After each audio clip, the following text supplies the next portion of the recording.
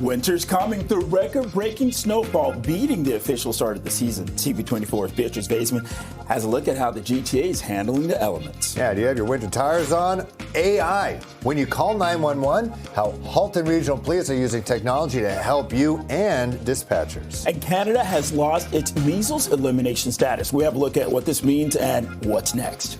And at Remembrance Day, we are live at Sunnybrook Veterans Center, where thousands of flags are being planted. This is Live at 5.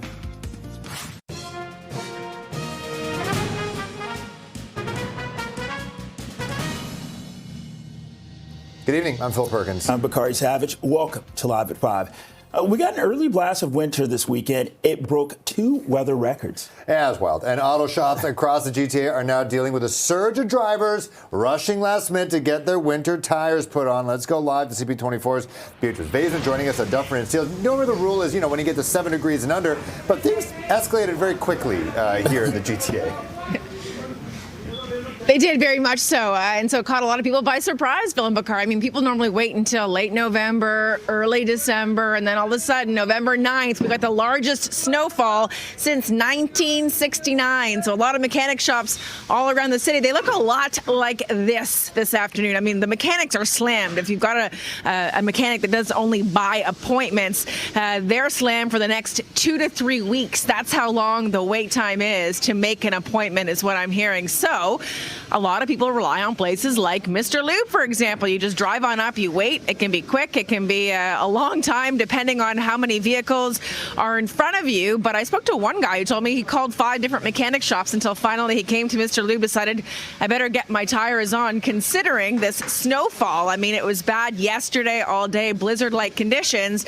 And then once again this morning, the flakes started falling. And so we're seeing scenes like this happening all across the GTHA. Of course, Hamilton got the most snow, but Toronto still a pretty good walloping, and it came a lot earlier than a lot of people expected. And so they're talking about the fact that this is early. Some people like it. They're getting into the holiday spirit already. Some of them saying, why?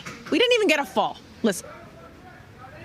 It was literally fall one day, and then the next day it was winter, so it was horrible. How do you dress for that? Just warm, bundled up, and that kind of stuff. It's cold, so yeah, not great, but it is what it is. How'd you prepare for it?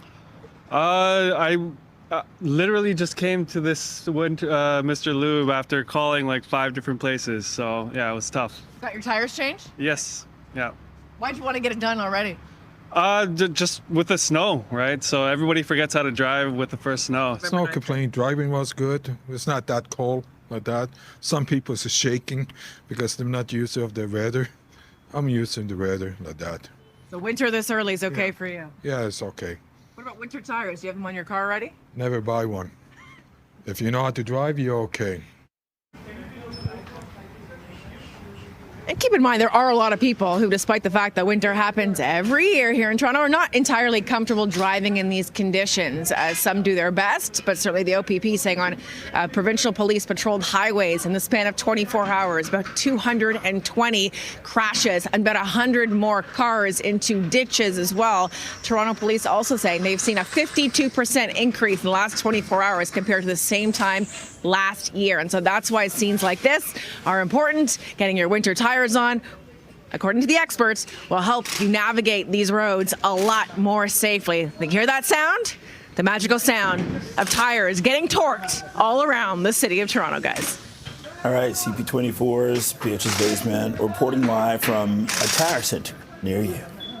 Well, with that, let's check on the evening commute with CP24's traffic specialist Adjoa and Tia Yabois. Yeah, Bakari, been watching the drive get a little bit easier for commuters that are making their way out. It was a lot trickier on the morning's commute because snow was still coming down. No snow again and lull in it. So if you are making your way out on the westbound lanes of the Gardner, actually it's lighter than normal. The delays start from Parkside and they quickly open up once you pass about Park Lawn. Headed towards the DVP, still jam solid from Don Mills. Continues busy all the way up to the 401. And once you're on the 401, it's busy across the top of the city in either direction. But again, no live lane issues happening. We do have problems that I can't see on the 400 northbound up at Highway 89. Crews on scene of a serious collision in the right lane. Also a collision blocking lanes on Don Mills and Shepherd. This CP24 traffic report is brought to you by 407 ETR. Enjoy the journey with a stress-free commute. Well, welcome back. Thank you, Adjo. Well, a man has been taken into custody in connection with a murder in Scarborough. 42-year-old Wei Wan Dong was fatally shot the night of September 24th after police said that he was involved in an altercation with a group of suspects. This happened outside of a business near Shepherd and Brimley. 29-year-old Donald Keisha turned himself in yesterday. He's charged with second-degree murder. And 2 other suspects have been identified as 29-year-old Kai Chen and 28-year-old Kai Sean Griffiths. Both are also facing murder charges. If you have any information on the location, you're being asked to contact Toronto Police or Crime Stoppers. Well, the trial has started for a man accused of firing the stray bullet that killed a Toronto mother in 2023. Carolina Hubner-Macrat was walking near South Riverdale Community Health Center on Queen near Carlaw when she was shot and killed in July of 2023. Witness told court today there was a fight involving 3 men with shots then being fired. The Crown Attorney argues the bullet that hit Hubner-Macrat was fired by Damien Hudson. He's on trial for second-degree murder and has pleaded not guilty. Halton Police turning to artificial intelligence. This is in a bid to reduce the amount of time that 911 operators are spending on non-emergency calls. Now we're joined live now in studio by CP24 crime analyst Steve Ryan for a closer look at Sarah. So how's this going to work? So if I call 911 right now, and is Sarah the one that's going to pick up, not a human being? No, the calls are to the non-emergency line. So Sarah is smart, answering, routing assistant.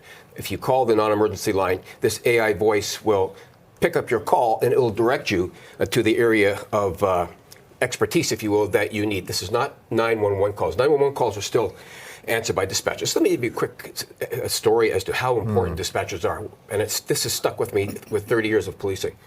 I was in a foot pursuit way back in the day in uniform. I fell in a park, had no idea where it was. It was dark, middle of the night. I broke my arm in this pursuit. It was the dispatcher on the other end of that line that kept me calm and was able to find where I was based on them talking to me. And during homicide trials, oftentimes the 911 call is played if a victim is the one that calls 911. And a lot of times it is the dispatcher. That's the last voice that person hears before they pass. And families certainly appreciate the professionalism of dispatchers. So I don't think they get the credit that they deserve. But this is being done so that those professional dispatchers can deal with those life or death situations. And when people are calling a non-emergency line, they'll get an AI voice, which will direct them to where they need to go. And so you don't think, as celebrated as that is, you don't think this could be the start of something where it's like, hey, that non-emergency line is doing really well with Sarah. How about we move it over to 911 to quicken the pace? Yeah, I don't think so, because there's a human element to a dispatcher on the other end of a phone when you're picking up that phone and it's a life or death situation. If you've got somebody breaking into your house and you've got your kids there, it's a dispatcher that will calm you down and then make sure that help gets on the way. So they have a very special role, and I think this is a result of that special role that they play. You don't want to get those dispatchers misguided into non-emergency calls, and let's have AI do this. Now, earlier on, I spoke with Brian Dodd. He is the Halton Police Service Communications Manager, and we spoke about this. Here's what he said to me. Let's listen. First of all, if you're a resident calling in and you have a non-emergency, the great thing about Sarah is that the system will determine that if this is something they can help you with, it will be sending you a text message or a link to another website somewhere else that you should have reported. And if at any time your call escalates or it's something the AI system can't handle, it will be transferred to a human call taker right away. Okay, Steve, when is this going to be online? Like, when can people expect to start interacting with AI? Well, it's live and up and running right now as of yesterday, and it's a great initiative and good for Halton Regional Police for putting this into place, because it certainly will free up the dispatchers, and they've got a lot of important work to do on the 911 side of things, of phone calls. All right, that is crime analyst Steve Ryan talking about crime, but also behind the scenes of the really important stuff too. Of course. Thanks so much, Steve Ryan. I appreciate that. It is 5:09 right now. -9, it feels like. You're watching Live at 5. And coming up, advocates for students with disabilities, they've launched a campaign called Better Call Paul.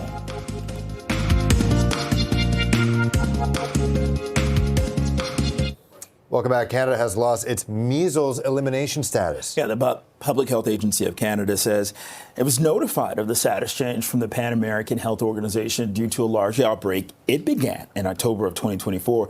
With more than 5,000 cases reported since. Canada had held measles elimination status since 1998.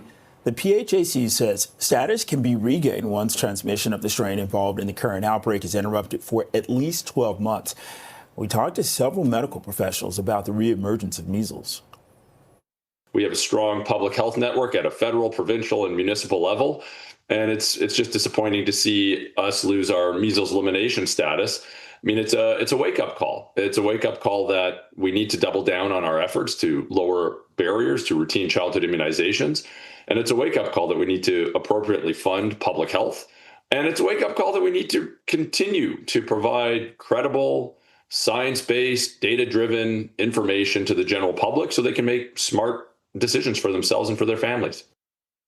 It's always best for parents to touch base with their healthcare provider, because your healthcare provider, physician, NP can decide and help communicate with you about what are the risk factors for measles in that community. Some areas, there's been no measles in a long time, in decades. Other communities are still having some cases of measles pop up here and there. So the physician or NP that your baby sees is the best person to touch base with to review those risks. This is part of the societal benefit of having measles transmission suppressed, which is that even the most vulnerable among us, our very youngest children, are protected if the virus itself is not spreading. This is part of the story of why eliminating measles transmission is so important, because not everyone can be protected. Now, what can you do for young children? There are additional steps that can be taken by medical professionals if there's a high-risk exposure. So definitely, if you're the parent of a young child and you think there's been an exposure, seek attention right away. If you're worried about the health of that child for any other reason, seek attention right away. Being vaccinated as a parent will help protect your child as well. Ontario's top doctor has said that the measles outbreak began here as a result of a large gathering in New Brunswick last fall that was attended by guests from Mennonite communities. Well, disabilities advocates are speaking out about the impact of the province appointing supervisors at 5 school boards, including the Toronto District School Board. They say trustees were a way for parents to get answers and help, but they are no longer available at boards where provincially appointed supervisors have taken charge. In response, they're telling parents with kids whose disability-related learning needs are being underserved at school to contact Education Minister Paul Calandra for help. Their campaign is called Better Call Paul.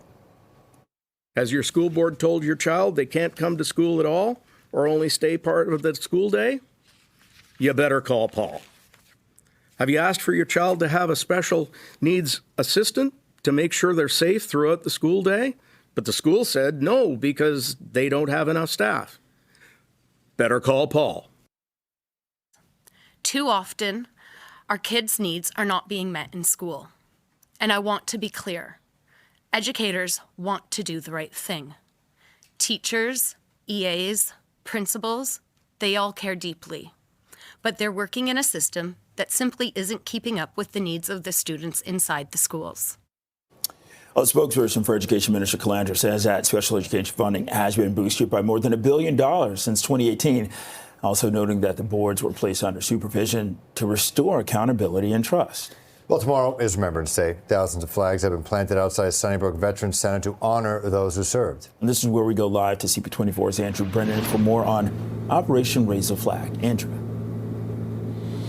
Yeah, Bakari, Phil, it's not that big of a gesture when you think about it, just taking a flag that's, no bigger than a 2x4 piece of wood, but just planting that in the ground and then doing that several thousand times. You obviously need a few more people to get that done quickly than just one singular person, but there were plenty of volunteers wanting to do this and plenty of people wanting to take part to help brighten the morning of the 150 or so veterans that call Sunnybrook home. That includes Ozzy, by the way, who can tell maybe a little bit better than I can just how much this means to people who served their country.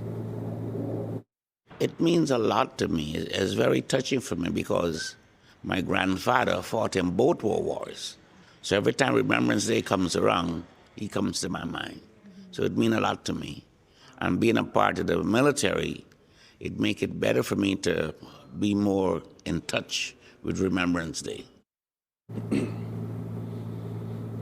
Now, Phil, Bakari, having been here in years past and also other conversations I've had with veterans over the years, it's not lost on them how we aren't remembering as much as we used to, what it means, one, to remember, the actual act of remembering, and two, also just we don't have that collective memory anymore. We're getting so far removed from the big wars of the 20th century, but acts like this remind us, one, that we can do a little bit to pay it forward, and two, it is truly lest we forget. I'll send it back to you. A lot to think about there. Thank you very much, Andrew. Well, tune in tomorrow starting at 10:30 a.m. for our special live coverage of Remembrance Day ceremonies across the country, starting with the sunrise ceremony to events at Old City Hall Cenotaph and, of course, on Parliament Hill. Right now it's 5:16, 3 below zero. This is Live at 5. Coming up, Canada Post has submitted its transformation plan to Ottawa.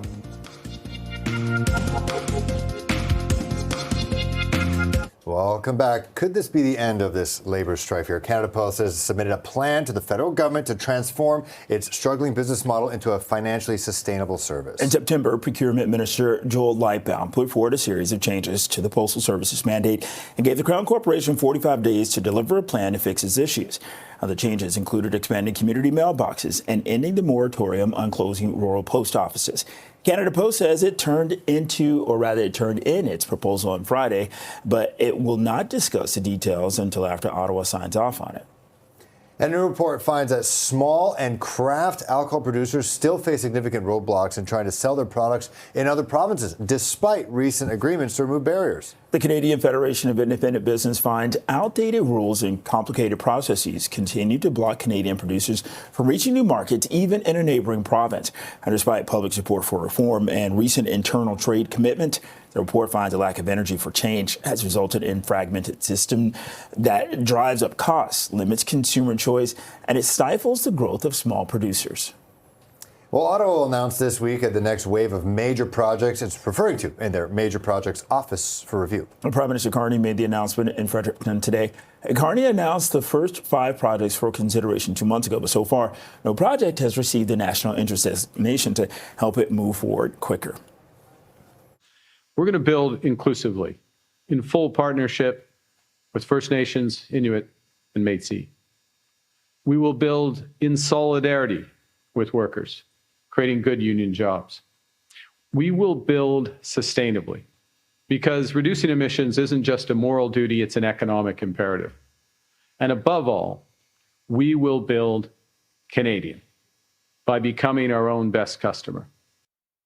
Last week, Prime Minister Carney promised that local steel, aluminum, lumber, and tech will be used in nation-building projects. 5:21, 3 below zero. This is Live at 5. Coming up, we're learning more about the Corlec. That's a new Irish-Canadian arts venue on Toronto's waterfront.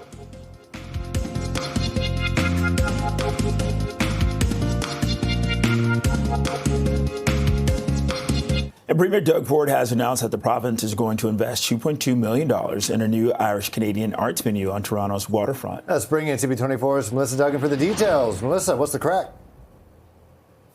Hey there, Phil. Hey there, Bakari. Okay, so right behind me is the Corlec. It's going to be opening in March. It's going to be a new Irish-Canadian arts venue, going to offer a bunch of different things. There's going to be a main stage. There's going to be a gallery. There's going to be a museum, a cafe, a rooftop terrace. All things celebrating the Irish community that we have here in Toronto, in Ontario, in Canada, and also celebrating the rich immigration history that our city has. That's all coming from the Canada-Ireland Foundation. They're talking about just those contributions that the Irish community has brought to our city, to our community, celebrating all of that with this new venue that's set to open. So we got to look inside as basically kind of a renovation zone right now as they get ready to put things together, put those final touches on before that they welcome the community here. And I want to tell you more about where exactly this is located too. It's near Bathurst and Queens Quay. So on one side, you have got a Billy Bishop Airport. So just kind of that gives you kind of a good locator of where it is. And then on the other side of this building, it is where Ireland Park is. So a fitting venue, a fitting location for this new venue, which is actually going to be a remodeling of the former administrative building for the Canada Malting Company. So that's some of the background of all of this. We're hearing about the province's contribution today of more than $2 million. We know that the feds and the city also putting some money forward to put this together. A lot of dignitaries on hand for today's event. I want to share more of what we're hearing from Mayor Olivia Chow and Premier Doug Ford. When it opens in 2026, next year in March, the College will be alive with the spirit of Ireland, a stage for music and theatre, a gallery, museum sharing stories of Irish heritage and immigration, spaces for community gatherings and conversation, a cultural landmark that celebrates Irish history, which is Toronto history, art and traditions, while welcoming everyone. I can't wait to get this open. We'll be here, and it's just another piece of our art and our culture here, and the diversity that we show around the world, that 110 nationalities represent Ontario. Think of that, 110 nationalities, and the dialects are close to 200 dialects of these nationalities when they speak as well. So we live in the greatest jurisdiction anywhere in the entire world. And you can just see that when we're all together, all different political stripes. So this new venue also part of the redevelopment that we're seeing right now along the city's waterfront. It was also just kind of luck of the draw that they happened to send the Irish girl to check out this new Irish venue. So again, Phil and Bakari, it is called the Corlec, and it's going to be opening in March of 2026. Back to you. I love it. Now we're all going to be just a little bit more Irish going to this venue. It'll be all good times. Is there Guinness on tap? Do we know? Good question. I think we're going to have to wait until March to find out the answer to that one. Okay. Answer should be yes, hopefully. All right. Thanks so much. Burton Cummings and Randy Bachman, they're hitting the road as a guest shoe for the first time in 23 years. American woman, stay away from me. I've actually never seen his face before. The Rock veterans announcing a 2026 Canadian tour, which they say will be their first under the band name since settling a trademark dispute with former group members. The 12-stop tour begins in Moncton and will include a stop in Toronto May 30th. Ticket pre-sale start tomorrow with general sales starting Friday.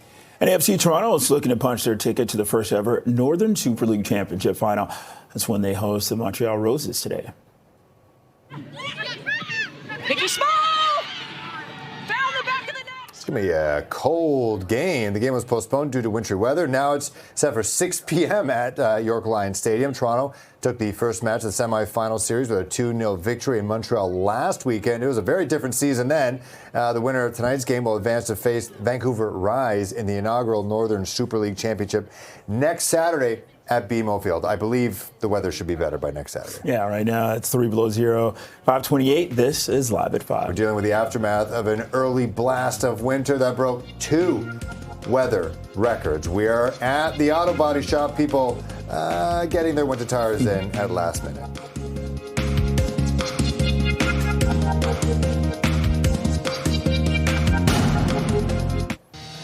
Winter is here. The record-breaking snowfall beating the official start of the season. CP24's Beatrice Basement has a look at how the GTA is handling the elements.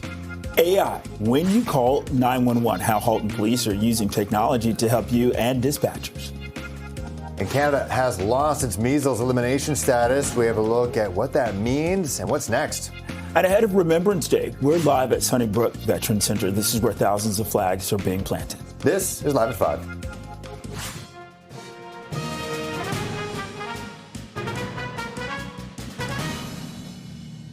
Good evening. I'm Bakari Savage. And I'm Phil Perkins. Our top story. A Mississauga senior recovering in hospital tonight after sustaining serious injuries over the weekend. And the woman was found early Saturday morning in a park. So far, police have not been able to determine how she was injured. CTV's John Musselman is live in Mississauga with the latest. John.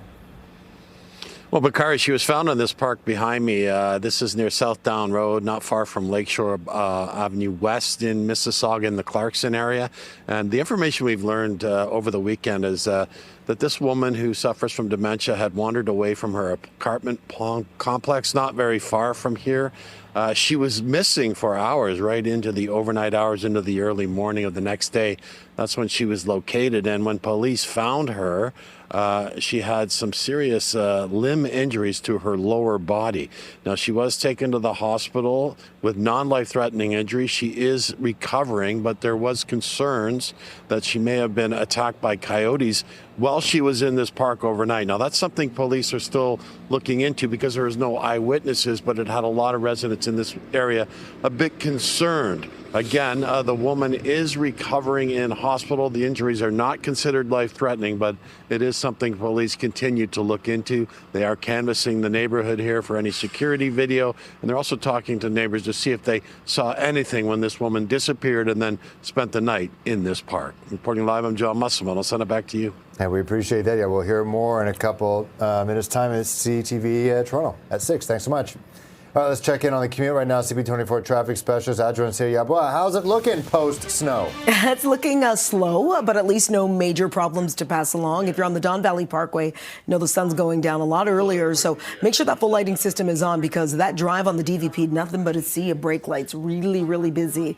The delays start from approaching Don Mills, and they continue, fill all the way up to the 401. Southbound a little bit busy over the 401 to just south of Lawrence, which is pretty typical for this time of day. If you're using on the 401, still some busy traffic to deal with as you head both east and westbound. And checking out your drive on the Gardner, actually much improved on the westbound side. Nothing to write home about. Eastbound, a little bit busy coming into downtown, but haven't spotted any issues. We are dealing with problems that I can't see if you're headed towards Newmarket. Southbound on the 404 up at Mulock, it is a collision that has the left lane blocked. I'll send it back to both of you. Thanks, Adj. You're welcome. We got an early blast of winter this weekend. It broke 2 weather records. And now auto body shops across GTA, they're dealing with a surge of drivers rushing, hopefully driving to the conditions to get their winter tires on. CP24's Beatrice Vaisman, Dufferin and Steeles. Are you getting your car outfitted with winter tires, or were you responsible and you got this done, earlier? No, I'm definitely not responsible. I've not gotten mine done. Mine are in my storage locker. I didn't manage to get them out and load it into the car in time to bring them to a mechanic shop like this. I should have known better, though, Bakari and Phil. I mean, if you've got snow tires on, it's no problem to navigate the winter conditions. But lots of people, they are getting their winter tires on. I mean, this is what it looks like at this Mr. Lube location at Dufferin and Steeles. There's been vehicle after vehicle, driver after driver, essentially all day from morning till here we are, almost 6 o'clock.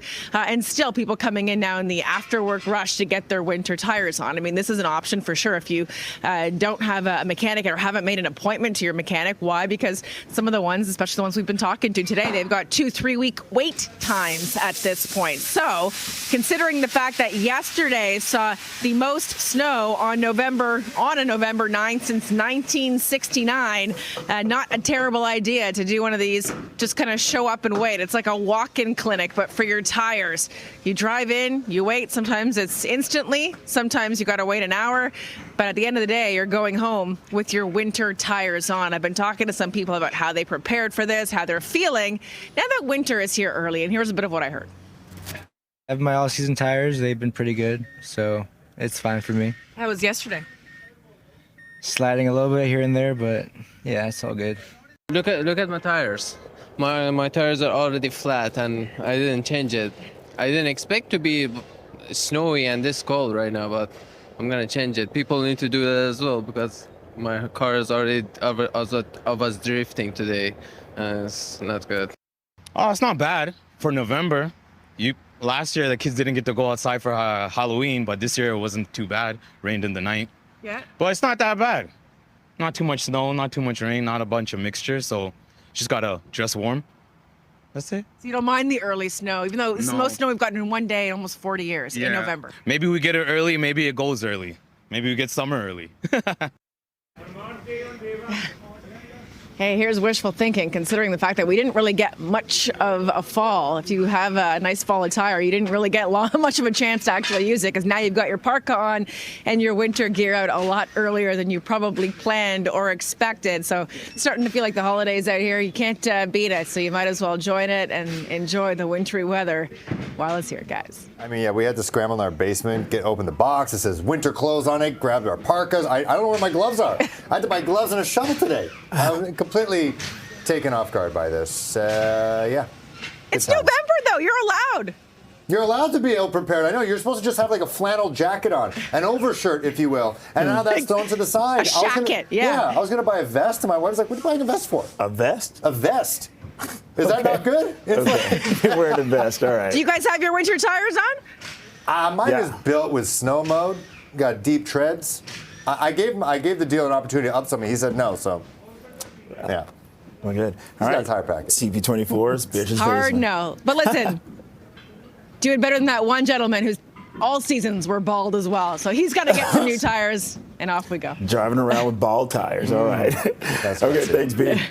It's 5:37, 3 below zero. This is Live at 5. There's a live look outside Sunnybrook Veterans Center. Thousands of flags are being planted to honor those who served as we get ready to mark Remembrance Day tomorrow.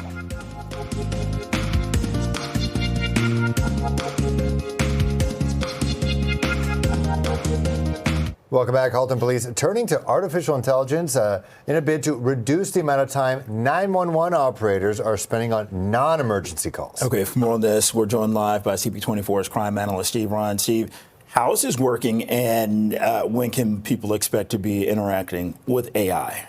Well, it's up and running now out in Halton region, and if somebody calls the non-emergency line, they will get an AI voice, and that the AI voice will guide them to the department that they need their assistance with. And this is designed to, as Phil was saying, it's designed to keep dispatchers answering those 911 calls, and it frees up a lot of resources. They are the main calls. They're the ones that, huge respect for dispatchers who do that job, because they're always so calm and so collected when they're taking those calls, when they're talking to somebody who may be in distress.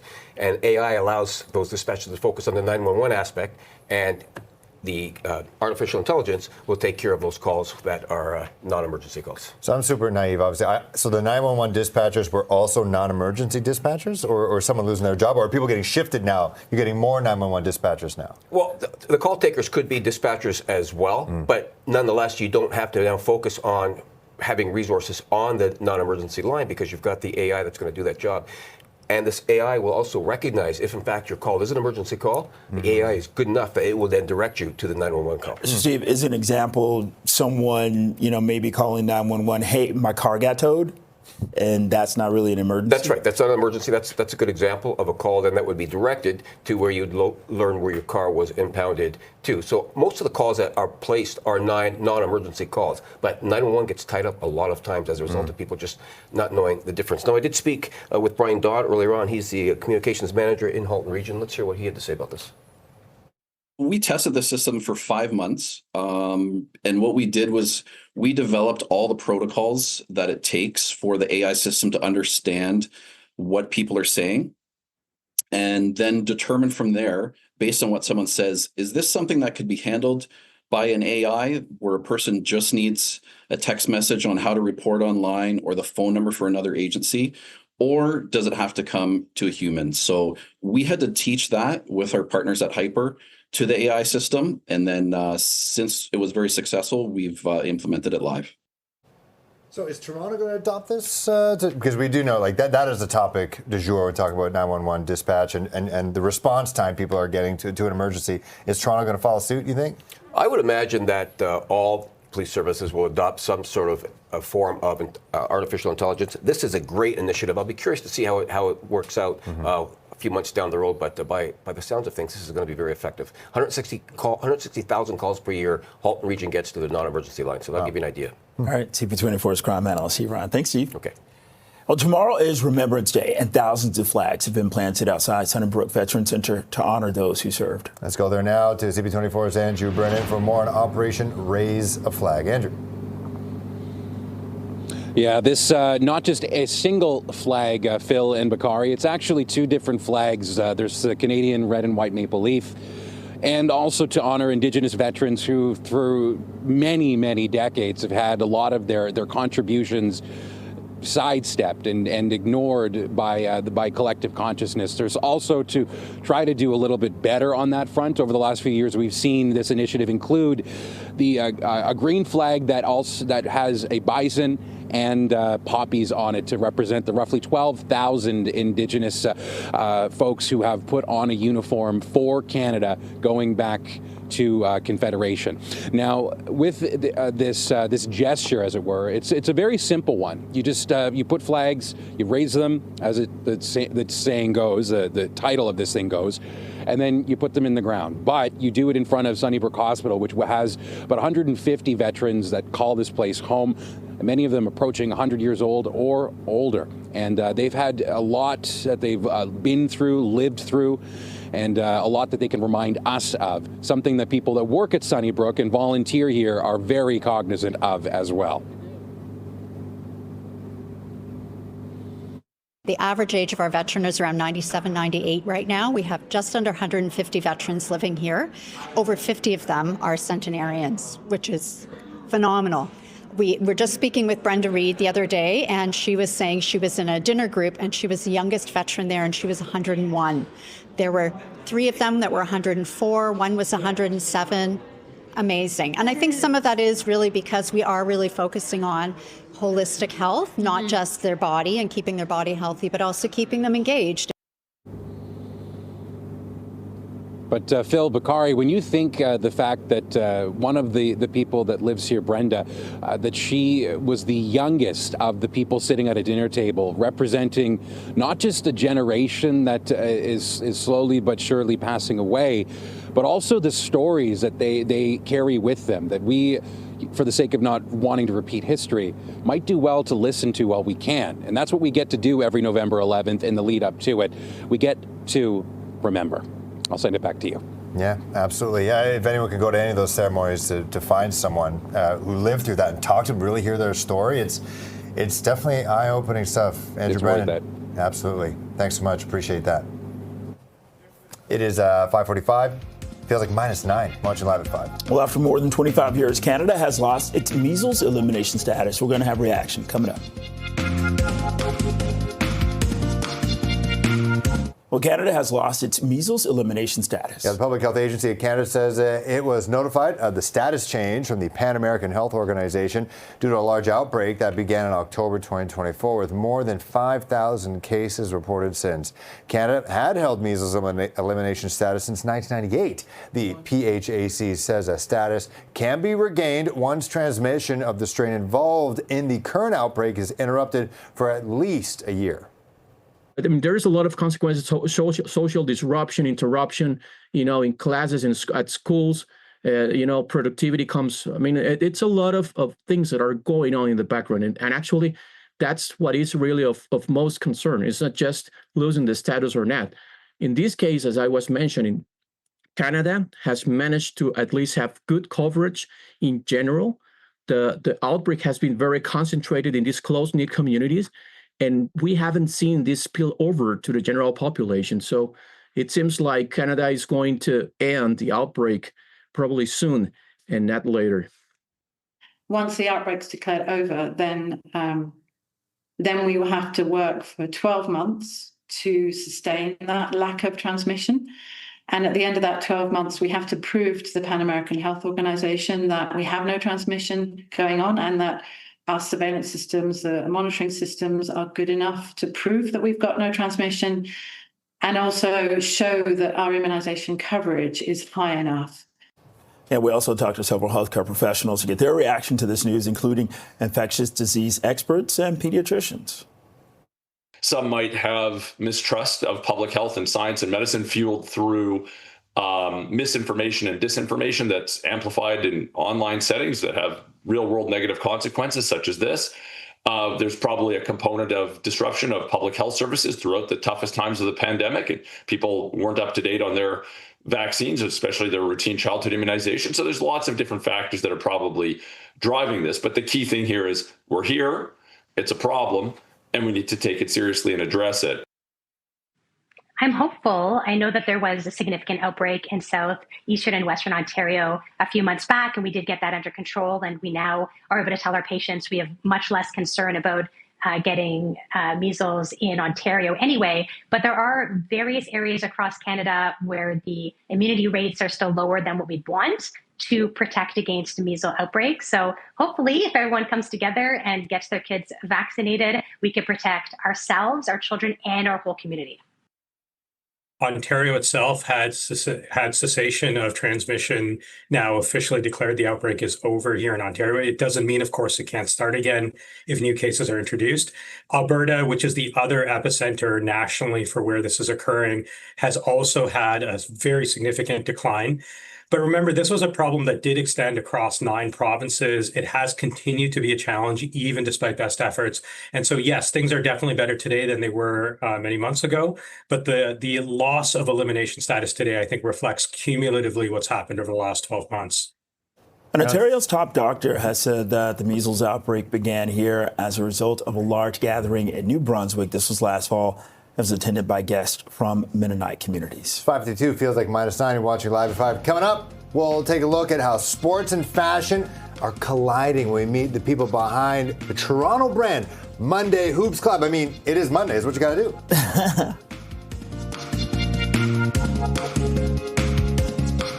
Welcome back to my favorite kind of collaboration. Sports fashion colliding with the apparel company you may have seen worn by your favorite athletes, including some Blue Jays during the World Series. I'd say good evening to Wes Brown, founder of Monday Hoops Club, and Steph Brown, his sister, the creative director. Thanks for joining us here at Live at 5. Okay, you're rocking the hats. Now, it caught my attention. I saw influencers were influencing, but they're in the States, so I thought it was an American brand. I saw David Schneider wearing them during the World Series, and I thought this must be his own brand, but no. It is a Toronto-based brand. Wes, you want to give us a kind of a rundown of where this all started? Yeah, it started as merch for my basketball scouting company. I actually helped teams in the States, NBA, NCAA teams recruit Canada. And I started to make merch to kind of brand my Monday report. And I realized hoodies started to take on a life of its own. But it was expensive and, it wasn't one size fits all. Enter hats. Fits everyone. These nice two-tone designs are much cheaper to produce. And I just thought there was a lot more variation that I could create, new designs, hit all sports. And it just took off once we started, especially when I got my sister to join. Yeah, and Steph, how did that happen? Like, how do you get, guys in the States or even NBA athletes, Blue Jays, wearing the hat? That's honestly a lot of his job. He is really good at networking. He also has the network from basketball to reach out to these guys. So that's a lot of him. Sometimes we just DM these guys and they respond because they like the hat, they like the brand, and yeah, it goes from there. It's honestly pretty easy. Yeah, and it sounds wild for people who might not be happy. I'm a hat guy. I have a massive head, and ironically, I love wearing hats. Yeah. But the hat market, like everyone's got a hat. Everyone does. There's New Era. There's 47 brand. You get all these, independent hat companies. It's crowded. How do you, as a creative director, try to stand out? We just try to stay on our, we are at the center of basketball and fashion, so we just try and go back to our roots always. This Monday here, as you can see, is our classic logo, what I'm wearing as well. And we sort of just like to stay on brand. We like to do different designs, but we like to stay true to ourselves. So we have our little custom Mr. Monday on the side. Love as it. you can Throwback see. vintage. And then we branched out into football too. We did the football guy. And we're trying to branch out into other sports as well now. And Wes, how cool is that to see David Schneider during the World Series? It was the most watched World Series since '92. And he's rocking your hat. How did that feel? It was crazy. A bunch of people were just messaging us, and all of a sudden I started to hear the dings from Shopify. Order, and hundreds of orders that day. We've sold out twice now, so we've had to pre-order more and more. It's incredible, and it's so crazy. It comes from our minds, and all of a sudden, a week later, that was happening, and then Chris Paul wore a few hats the same week, so it really started to spiral the momentum from there. Yeah, and I know you started as basketball stuff, and you're wearing the baseball hat now, but how did that Blue Jays run really, put you on the map for a lot of Canadian customers as well? For sure. I mean, the fact that we made this Jays colorway, it was, a lot of it is just luck, right? It's a numbers game, it's trial and error. We sent out all of those hats and everything, and it just so happened at the right time we had this Jays hat prepared for the playoffs. And that year, they happened to make the World Series. There happened to be the Schneider moment. It started with a DM to Ernie Clement. Wow. And we just sent him extra hats, and Ernie Clement wore our classic Monday hat as well to the World Series. So wow, it all worked out. Yeah, and he had quite the World Series as well. So what is the future like for the company, as basketball season's in full swing, baseball in just less than 3 months? Yeah, we have a lot of collabs coming up. We have something special for NBA All-Star Weekend, something for the World Cup that's going to be in Toronto. Everything is just really authentic. It's really what comes to our table, I think. Guys like Donovan Mitchell, who's been our #1 ambassador, we didn't predetermine that he would be that. He's worn it to death. So we have some things lined up, but we'll see what comes up. We're continuing to grow. We've kind of hit another level of growth and views and sales and everything from that Davis Schneider moment, that our first real viral moment. So we'll see what the future holds. All right. Well, we're up against it now, but I appreciate you guys. Check out their stuff. Bakari, back to you. All right, it's 5:59, 3 below zero. This is Toronto's breaking news, CP24. Thank you for watching. CTV News at 6 is next.